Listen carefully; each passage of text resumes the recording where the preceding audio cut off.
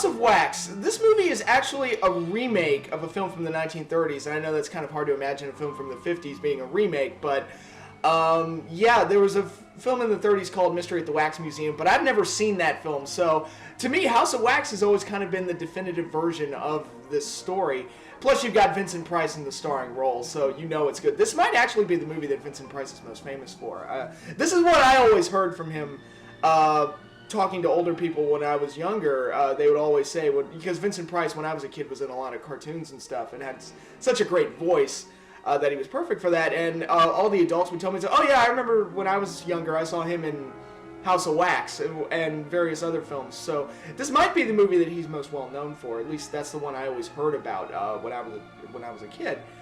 And I just really like this movie. I think it's a really interesting and scary concept of this guy, this tortured artist who loses his wax museum in a fire.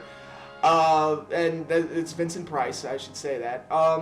Goes out for revenge and wants to rebuild his wax museum. So he goes out, murders people, and then uses their corpses to coat in wax and then use to restock his brand new scary wax museum. And that's a really creepy concept, and it plays into that whole horror movie plot device of the tortured artist or the scientist that gets too involved with his work and goes on a killing spree as a result. And Vincent Price is just great in the role. When he's in public, he's this kind of like he's making it look like he was injured in the fire. So he's in a wheelchair and he's like this kindly old man type of guy.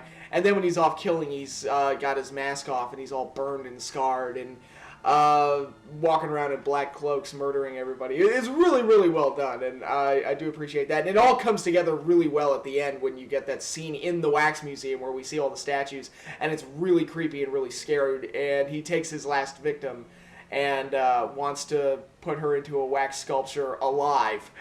Really creepy kind of setup. You get that whole laboratory kind of setting as well. So it's really great, really atmospheric, and really fun to watch. There are a couple problems with it. This was one of the first 3D films, so there's a lot of, throwing that in your face to get the 3D over. Especially, there's this guy with a ping pong paddle that's doing a ping pong thing right in the screen, and he does it a lot, and it's really annoying, I have to say, because look, if you're going to throw things at me like that, at least make it something cool, not a ping pong paddle.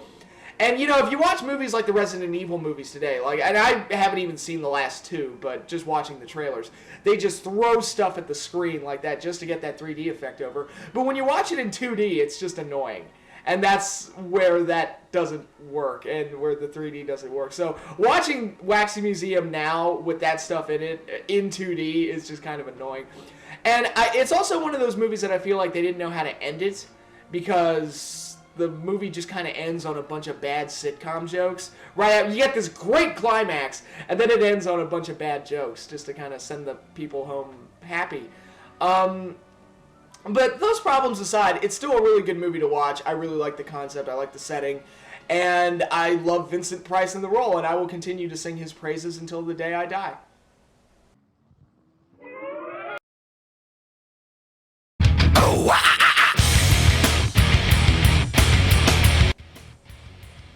I'm going to say, and this might be controversial, but this is one of the few cases where the remake is actually better than the original. I know the original Dawn of the Dead's a classic, but I just really like Zack Snyder's version a lot more, and I think it's because they took full advantage of the premise of a bunch of people being trapped in a mall to hide from the zombie apocalypse. And this is one of the few cases where I'll say this, I think the movie really benefited from having so many characters, because they almost had to create like their own society within this mall.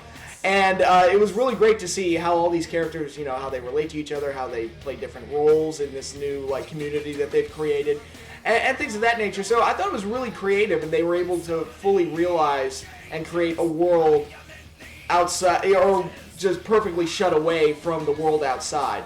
And I thought that part was interesting, making friends with people on the rooftops, finding ways to have fun in between doing all their chores. Especially, that whole down with the sickness montage that they did in the middle of the movie was really good and really captured, living life inside of a mall. And I really like that aspect of it. And, they upped it in many other ways. I didn't think the zombies looked that great in the original. They kind of looked blue-faced and weird looking. But here they look like real scary zombies, and they run, so they're more dangerous. And it kind of gives this film its own identity over the original.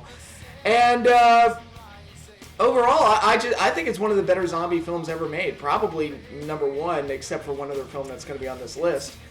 But it's just a pure fun movie. It's more of an action movie. It's not so much a horror movie as it is an action movie.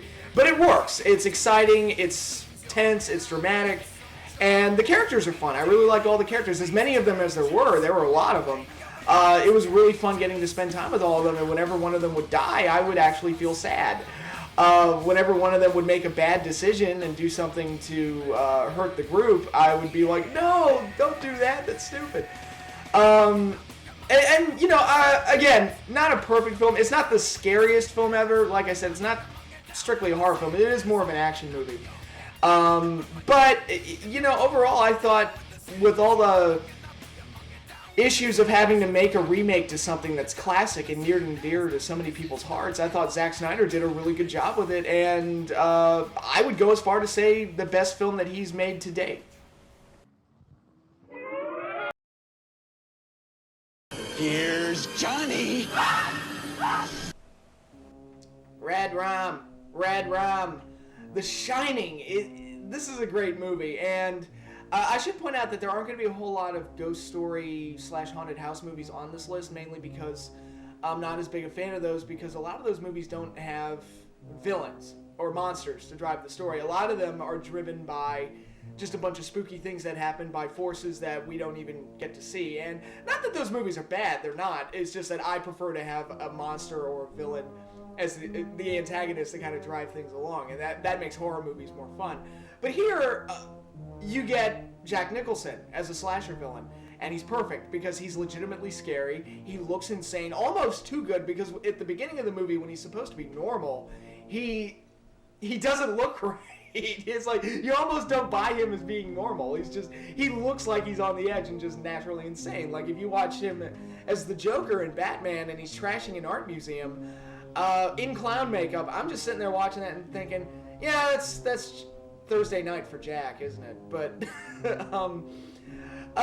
Jack Nicholson's great in that role. It's so much fun watching him go crazy and just stalk up poor little Shelley Duvall and his kid. It's really great. There are a few problems with it. Usually, things that are typical of a Stephen King story. Whenever there are supernatural elements in Stephen King stories, they either over-explain it, under-explain it, or don't explain it at all. And you get a little bit of that here. Why is the kid a psychic? I don't know. It's barely explained beyond some weird speech from Scatman Crothers. It serves more as a plot convenience than anything else. There's no reason for that kid to be a psychic. I would even go as far to say you don't need supernatural elements in the story. You could just have a family trapped in this hotel. They get cabin fever and the dad goes crazy. There's your story. You don't really need ghosts and specters or whatever. That's just that could have simplified things. And there are a few weird ones, and there are great visuals in this movie, like the blood coming out of the elevator, the two creepy girls in the hallway, and great stuff like that. So you lose the supernatural elements, you lose that. But you also lose the bear giving the blowjob. I still don't understand what they were going for there. I was like, what the hell? A, it looks funny. B, I don't get it. I don't get what you're trying to say. And the ending kind of confuses me a little bit. I don't even know what they're trying to say there with the ending. But overall, though, it is a very entertaining film. It is a great haunted house type of movie. And one place where it's definitely better than the book, and I do think the movie is overall better than the book. In the book, I believe, instead of a hedge maze, they're animals that come to life at the end. And that to me would have been kind of cheesy, especially in 1980. So I like that they went with this hedge maze. I thought it was creative. I thought it was a great setting for the climax. I thought it provided a lot of... It was great visually. And it provided a lot of great moments and a very tense and dramatic closing to the action of the movie. So that was all great. I do prefer the movie over the book, so that is something I will say. But yeah, The Shining, it's fucking great.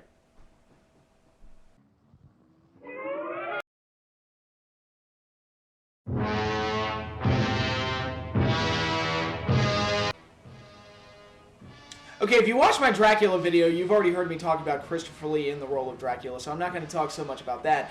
But I am going to talk about the Hammer Studios horror films in general. When I was a kid, obviously, I grew up with the Universal classics.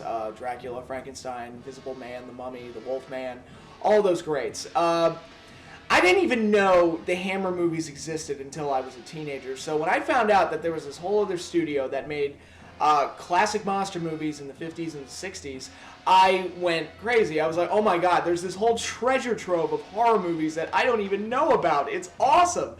And they were great. You get to see them in color. They were more violent. They were more visually interesting. They really upped the scale and on for all these classic monsters. Well, Dracula, Frankenstein, and The Mummy were the big ones.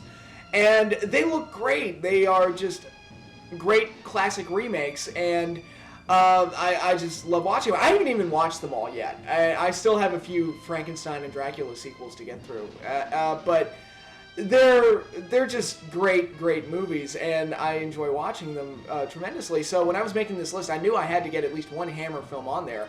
So it was either going to be this one or it was going to be The Curse of Frankenstein. I ultimately settled on Horror of Dracula because I love Dracula, if you couldn't tell from earlier, and what this film really has is that not only do you have Christopher Lee as Dracula, but you have Peter Cushing as Van Helsing, and Peter Cushing is the best Van Helsing ever, and this movie really does push the envelope of Dracula and Van Helsing being mortal enemies.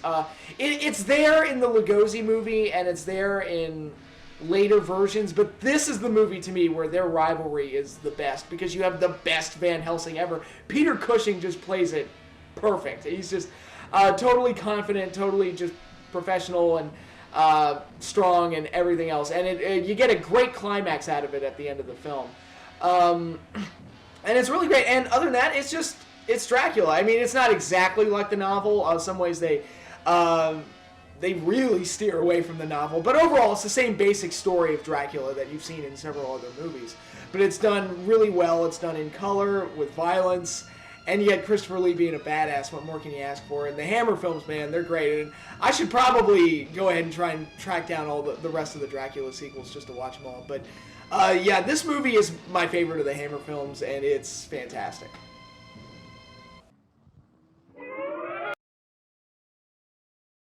It's not a nice thing to do. People wouldn't understand. He wouldn't understand. What I mean is, well, this is developing into a very bad habit. Arsenic and Old Lace. This is a movie directed by Frank Capra in the 1940s. And if you don't know who Frank Capra is, you may have heard of a Christmas film that he directed called It's a Wonderful Life. I don't know. You might have heard of that. But this is a Halloween film. It takes place on Halloween night, and it just involves this wild insanity that all takes place in this one house, largely in one room. Actually, this was adapted from a stage play, so you can definitely see that while watching the film. And I would actually love to see this on stage, but it's really kinetic, really fast, really funny, really wacky. There are so many weird characters. Peter Lorre's in this, and he's awesome. It's great to have a horror icon mixed in with all the insanity going on. Cary Grant is the star, and he carries the movie really well and is really funny throughout. I don't want to give too much away about the story and what goes on, because I came into this film knowing nothing, and when I saw it, it was just surprise after surprise after surprise after surprise, and every new character they add just gets weirder and weirder and weirder. And like I said, some of it's kind of dark for 1940s humor. It's really kind of weird. It's got this very Looney Tunes-esque kinetic energy to it that I really like. And it's just a great all-around movie and really funny. One of my favorite comedies ever, not just Halloween movies. And if you've never heard of it, if you've never seen it, it's great for a laugh. I guarantee it's still as funny today as it would have been back then. And I love it a lot.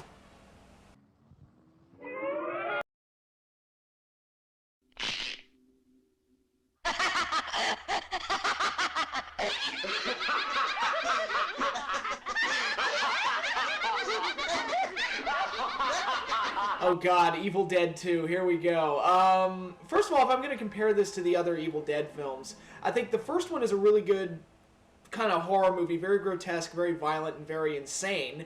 And it's great in that aspect. Army of Darkness, which I didn't see until just recently, is very stupid, but in a good way. It's deliberately just really stupid and weird and funny and just odd, and it works in that sense. It's more of a comedy. Evil Dead 2 is a mix of the two, and that's what I really like. It's got the grotesque horror slash violence of it, but it's also really weird and really funny too, and I really like that aspect of it. And of course you have Bruce Campbell carrying the whole thing as this wildly insane, I guess, hero, we'll call it. And so many strange things happen, every minute something's popping out at you, or just making you laugh, or being really weird, or whatever. It's just a really wild and creative film. They all are, all three of them are, but Evil Dead 2 was definitely my favorite of the bunch, and I really like it. And again, I mean, if you've never seen any of the Evil Dead films, you're really missing out, because they're a blast.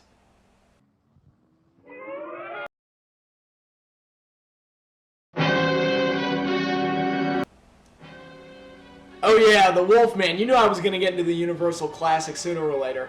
What else is there to say? I mean, the Wolfman is one of the most iconic movie monsters ever, one of the most significant. I mean, you still see werewolf movies to this day, and there were werewolf movies before this, but this was the one that really made this type of monster cool. And you got Lon Chaney Jr. in the lead role, and he's great, and he actually follows in his dad's footsteps. His dad, Lon Chaney Sr., was the king of the silent era movie monsters. He was the fan of the opera and the Hunchback of Notre Dame and things of that nature. But here, you got his son playing as the Wolfman and making a name for himself in the world of movie monsters. And he's fantastic. I mean, he's the Wolfman. He's awesome.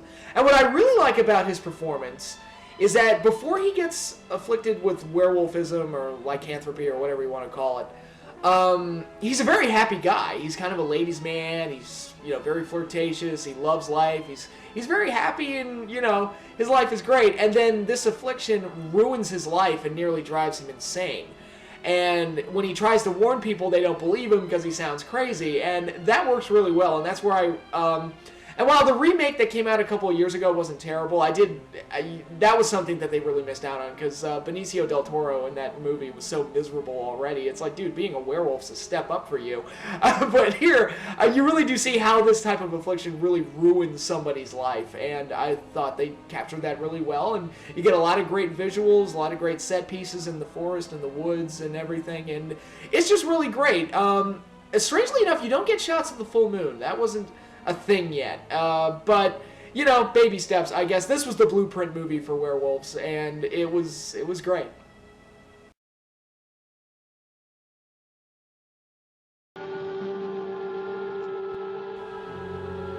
Now, I already talked about Dawn of the Dead, Zack Snyder's version of Dawn of the Dead here, and I said that was arguably the greatest zombie movie of all time, and I stand by that. But Night of the Living Dead really is the trendsetter that really established the zombie subgenre for horror films and really made it awesome. I love that the movie's in black and white, even though it was made in '68, which is long after black and white had kind of gone out of style. I love that it's in black and white because it kind of makes it in the same realm of the classics like Dracula and the Wolfman and Frankenstein, and it fits right in with that same tone. And the zombies, not all of the cliches, but a lot of the things that we associate with zombie movies were founded in this movie. And, these flesh-eating ghouls that just, reanimated corpses that walk on their own. Very little explanation. There's a little bit of an explanation as to why, but not much of one. And a lot of it is just dealing with the situation at hand and just trying to get through the night, basically.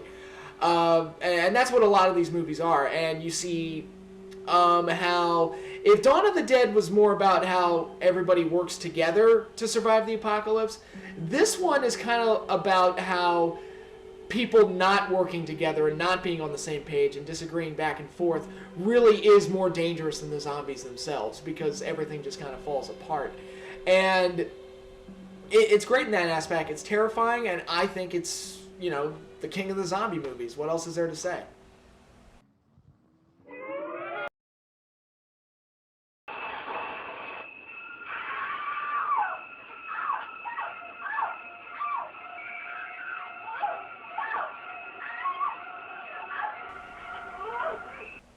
God bless you, Alfred Hitchcock. You are one of the masters of cinema, and Psycho is your crowning achievement. What is there I can say about this movie that hasn't already been said by many people far more sophisticated and qualified than I am? I mean, Psycho is just a brilliant movie. First of all, I love how the movie starts off with something completely different. And it's about Janet Leigh's character stealing all this money and running off somewhere. And I love how Norman Bates basically hijacks the movie. And once he's introduced and she goes to the Bates Motel, it becomes like this really creepy and dark kind of atmosphere, and obviously a bit of a slasher movie and a psychological thriller. And I just love that it went that route and just did a complete 180, 30 minutes in. And then you got the shower scene. I mean, this is the movie that made people afraid to take showers. That's how you know something is great and scary, when it actually affects people's behavior and makes them afraid to do something. Kind of like how Jaws made people afraid to go into the water in the ocean. I'm still afraid to go into the ocean, but that's another story. But yeah, I mean, and Norman Bates, the performance is just fantastic. It's one of the great, creepy, weird, psycho performances for any character, and kind of the jump starter of the slasher genre in a lot of ways. And I think the ending is great. I think the ending is one of the first great twist endings that I've ever seen. And I think a lot of the movies that followed that had a twist ending kind of owes itself to Psycho. And it's just, it's awesome. It's Hitchcock at his finest, and it's just a great story, great characters, and really scary setup. What else is there to say?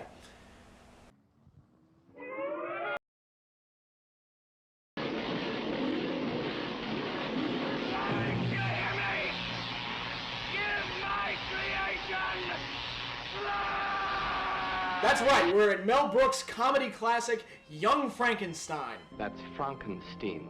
Whatever.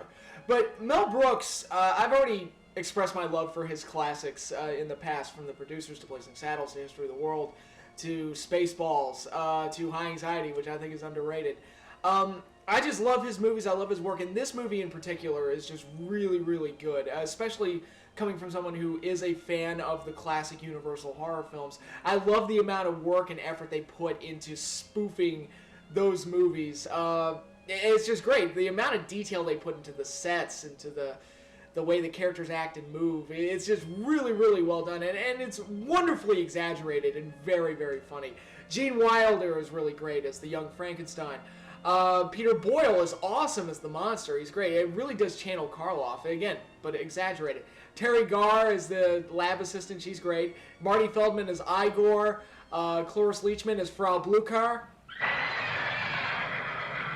Well, that was weird.